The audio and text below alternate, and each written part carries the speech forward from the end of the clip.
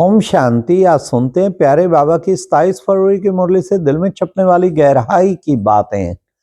आज की मुरली में बाबा ने कितना सुंदर हम बच्चों को बताया कि बच्चे गौमुख, ये तुम्हारा गायन है, तुम्हारे मुख से ज्ञान अमृत बरसता रहता है, तो गौमुख ठहरा ना। बाबा ने कहा काम कटारी आदि मध्य अंत दुख देती है, इसलिए बच्चे तुम इस काम पर जीत पहनो, इस रावण संप्रदाय पर, आसुरी विकारों पर जीत पहनेंगे तो तुम जगत जीत बनेंगे। आज आत्मिक स्थिति बनाने के लिए बाबा ने कहा, आत्मा कहती है अहम आत्मा अविनाशी, मम शरीर विनाशी। तो बाबा ने कहा आत्मा कहती मेरा स्वधर्म शांत है, आत्मा का स्वधर्म शांत, शांति धाम में मैं रहती थी, इसमें आके मैं टाकी बनी हूं।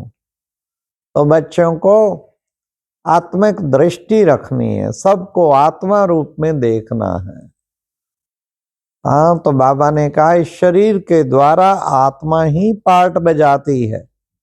आत्मा पार्ट बजाते बजाते कहती है मैं थक गई हूं, कर्मेंद्रियों से पार्ट बजाते बजाते थक गई हूं, अब मैं अलग होती हूं, इस कर्मेंद्रियों से अलग हो जाती हूं। तो ये है आत्ममानी स्थिति, इस स्थिति का अभ्यास करना है। फिर बाबा ने आज बाबा के टाइटल भी आए, पुकारते हैं पतित पावन आओ, मैं आया हूं पतितों को पावन बनाने, हमें पावन बनाओ। फिर बाबा ने कहा देखो बच्चे, कहा जाता है सर्व का सदगति दाता एक, तो मैं हूं सबका सदगति करने वाला, मुझे नॉलेज फुल ज्ञान का सागर भी कहते हैं। तो ऊंचे ते ऊंची महिमा एक शिव बाबा की है, तभी सब शिव जयंती मनाते हैं। उसको रूहानी सुप्रीम रूह भी कहा जाता है। बाबा ने कितना सुंदर हम बच्चों को बताया, ये बाबा के टाइटल थे। फिर ड्रामा पे भी आज बाबा ने समझाया, ये बच्चे ड्रामा अनादि बना बनाया ड्रामा है, जो कुछ हुआ वो फिर 5000 वर्ष के बाद फिर रिपीट होगा। बच्चे झाड़ जड़ जड़ी भूत अवस्था को प्राप्त है, इसलिए बच्चे अब ये दुनिया पुरानी हो गई है, अब बाबा आया है नई बनाने। ड्रामा अनुसार सबको पतित तमो प्रधान बनना ही है, फिर बाबा आके पावन बनाते। फिर आज सेवा की पॉइंट बाबा ने कही कि बच्चे तुम बच्चे जानते हो विनाश के बाद फिर नई दुनिया की स्थापना होनी है।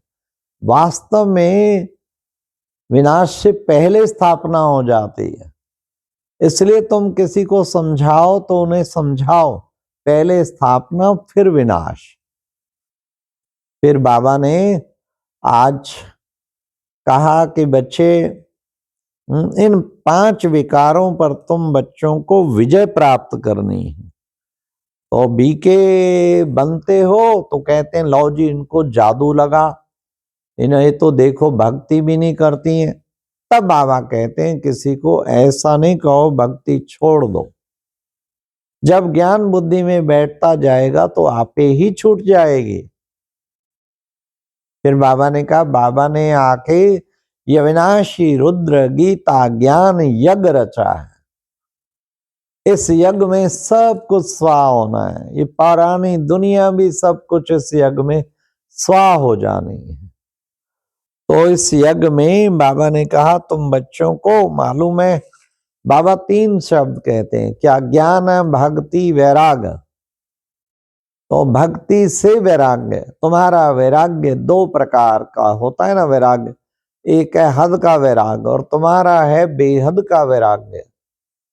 तो तुम बच्चों को बेहद का वैरागी बनना है।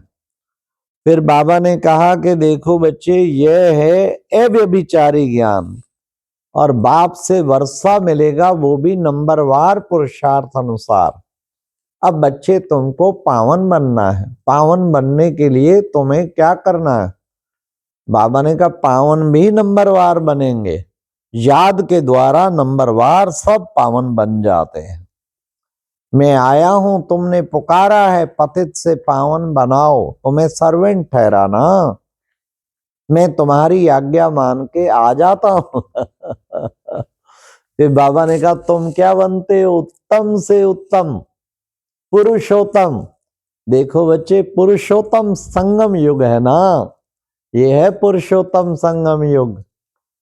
तो बाबा ने कहा गाया भी जाता है, मूत पलीती कपड़ होए, ले साबुन लइये ओ धोए, पर ये मत पापा के संग ओ तो पहनावा के रंग।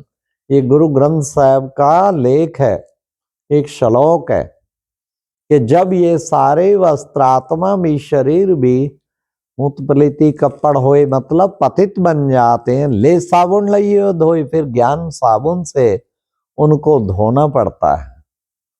तो इसलिए भरिए मत पापा के संग ओ दो पे आपा के, तो वो नाम के रंग से ही वास्तव में धुलाई होगा। विराज बाबा ने कहा कि बच्चे देखो, तुम बच्चे अब क्या करते हो? अब बाबा से तुम बच्चों को योग लगाना है। देखो बच्चे, शिव जयंती के बाद कृष्ण जयंती, ये दशहरा, दिवाली, राखी सब यहीं के त्योहार। देखो बच्चे, योग अग्नि कहा जाता है ना, बाबा ने कहा तो योग अग्नि प्रज्वलित हुई, जिससे विनाश ज्वाला प्रज्वलित हुई। तो बाबा ने कहा योग अग्नि से पावन बन जाएंगे, तुम बिल्कुल शुद्ध बन जाएंगे, तुम्हारे सारे पाप कट जाएंगे। जितना योग लगाएंगे तुम्हारी आयु बड़ी होती जाएगी, बढ़ती जाती है तुम्हारी आयु। फिर बाबा ने कहा तुम योग अग्नि से क्या होगा? हाँ, योगेश्वर को, बाप को याद करो। बाबा ने तो बाप को याद करो, तुम चलते फिरते तुम योगेश्वर बन जाते हो।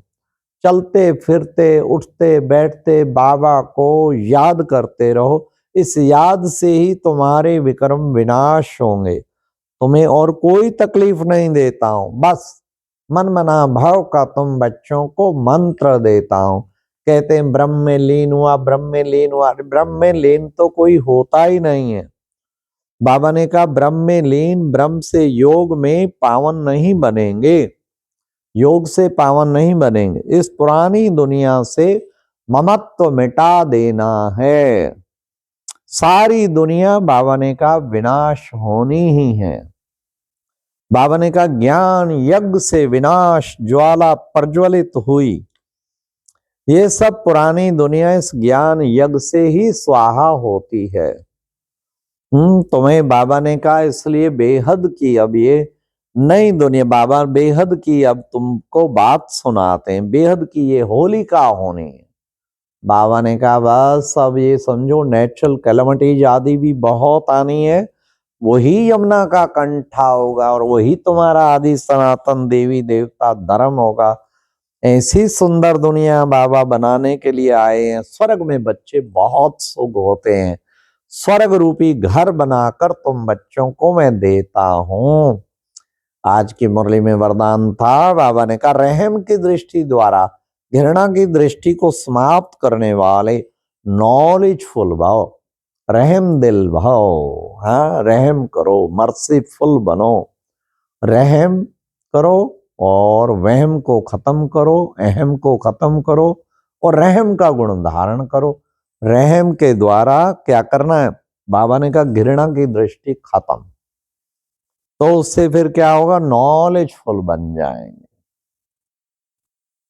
फिर बाबा ने कहा कि बच्चे स्लोगन कहा सदा प्रसन्न चित्त, प्रसन्न परमात्म चिंतन करने वाले ही, सदा परमात्म चिंतन करने वाले ही बेफिक्र बादशाह हैं। परमात्म चिंतन का करने वाले ही बेफिक्र बादशाह हैं। बाबा ने कहा उनको कोई भी प्रकार की चिंता नहीं हो सकती। परमात्म चिंतन करने वालों बेफिक्र बादशाह बन जाएंगे। फिक्रों से फारिग किया स्वामी। आज व्यक्ति इशारे में बाबा ने कहा, एक ने कहा दूसरे ने मानी, बाबा कहे दोनों ज्ञानी। एकता का भाव पैदा होगा, विश्वास होगा, फिर सफलता पूरी मिलेगी। अच्छा, ओम शांति। ये थी आज की मुरली से दिल में छपने वाली गहराई की बात।